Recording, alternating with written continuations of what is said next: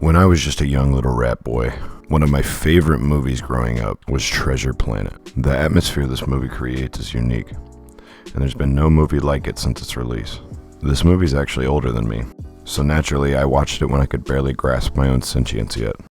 So when I saw the cool sailing surfboard man go all X Games mode, oh my god, he on X Games mode. Obviously my tiny little rat brain was blown, and I was mesmerized.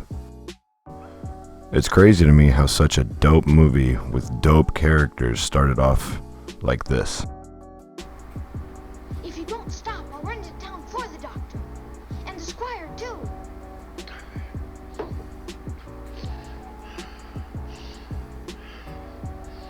Gotta get my strength back, Jim. Got to pull out of here. Film adaptation is a concept I wouldn't truly delve into until I was much older.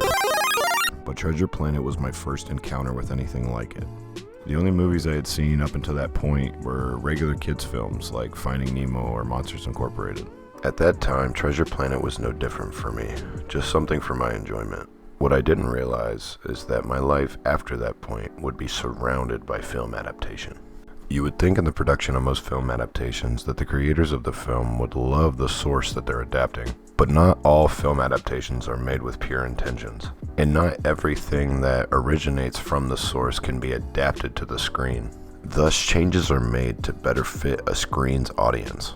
With the case of Treasure Planet specifically, Treasure Planet is just one of 16 film adaptations from Robert Louis Stevenson's book Treasure Island. So naturally, a challenge was created for the writers, as there's a lot of pressure that rides with adapting something that is beloved. Easier in some ways because you had a framework to go on. Made it harder because it's everybody's favorite book. As soon as everybody heard that we were doing an adaptation, I'd start getting calls like, don't blow it. You know? How do you make a film that's as exciting for kids now as the book was, when the book first came out? And most of the changes made from the book toward the movie were made with the intention of creating something exciting for children to watch. Therefore, the writers upped up the hype factor and made the film a lot more action-packed, along with making it a sci-fi film, which is a challenge on its own. Overall, there's a lot of pressure in the creation of an adaptation, and Treasure Planet is just one of many examples of an adaptation that makes drastic changes from the source material. Another example of this is Romeo plus Juliet in 1996. This film takes the Shakespearean play and modernizes it in its own unique and dramatic way. Adaptations like this are a bit more risky, specifically because changing the source material of something that is so vital to the culture surrounding the original work usually creates a bad reputation for the film itself. For a lot of fans, the source material is viewed as somewhat of a sacred text. It's the one thing that every piece of a project is pulling from. So naturally, fans around every individual work have aspects of the story that cannot be changed for them.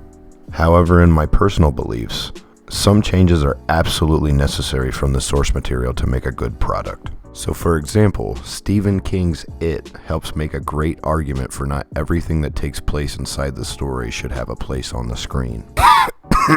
Chapter 22, The Ritual Shooter. If a one-to-one creation is made from the novel to the screen, a lot of audience members would get bored very quickly in the movies. Not everything on the page will make good content for the screen. Be happy with what you got, so you can always get a hot dog.